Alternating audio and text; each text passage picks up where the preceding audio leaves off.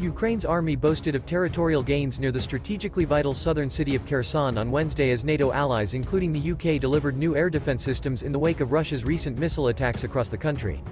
After 48 hours of Ukrainian cities coming under heavy fire, the government in Kyiv could celebrate positive news from both the front lines in its diplomatic efforts to secure ground-to-air systems, including anti-aircraft weapons from the UK.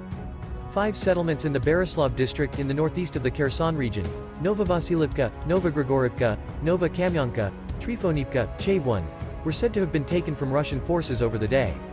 Kherson was the first city to fall to Russia following the invasion on the 24th of February, and it is a crucial strategic and symbolic target for Ukraine's southern counterattack. Meanwhile, Ukraine's defense minister, Oleksiy Reznikov, lauded the arrival of the first of 4 Iris-T defense systems from Germany and an expedited delivery of the sophisticated National Advanced Surface-to-Air Missile Systems, NASAMS, from the U.S. A new era of air defense has begun in Ukraine, Reznikov tweeted. Iris-Ts from Germany are already here. NASAMS are coming. This is only the beginning, and we need more. The UK has said it will donate cutting-edge air defense weaponry, capable of shooting down cruise missiles. It did not say how many of the AMRAAM rockets would be sent to Ukraine, but said they would be used with NASAMS. Ben Wallace, the UK Defense Secretary, said, Russia's latest indiscriminate strikes on civilian areas in Ukraine warrant further support to those seeking to defend their nation. So today I have authorized the supply of AMRAAM anti-aircraft missiles to Ukraine. These weapons will help Ukraine defend its skies from attacks and strengthen their overall missile defense alongside the US NASAMS. Russia fired more than 80 cruise missiles and 24 drones into Ukraine during the morning rush hour on Monday and continued to attack cities and critical infrastructure across the country on Tuesday. Vladimir Putin had suggested in remarks following the mass strikes that the attacks were a response to the explosions on the Kerch Bridge connecting Russia to Crimea, the Ukrainian peninsula illegally annexed by the Kremlin in 2014. On Wednesday, the Kremlin said 8 people had been detained over the attack on the bridge.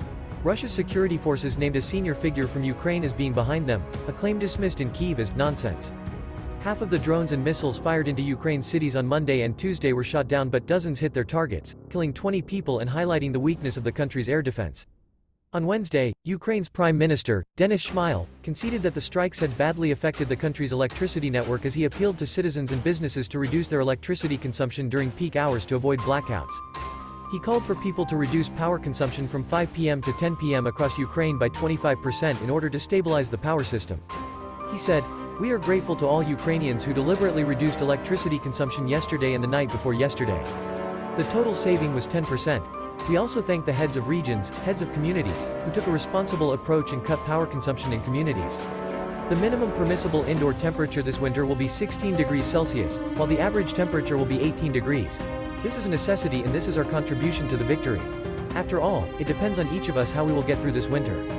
Before a meeting of defense ministers in Brussels, the NATO Secretary-General, Jens Stoltenberg, said other NATO members were looking to provide more ground-to-air defenses to protect against Russia's indiscriminate attacks across the country.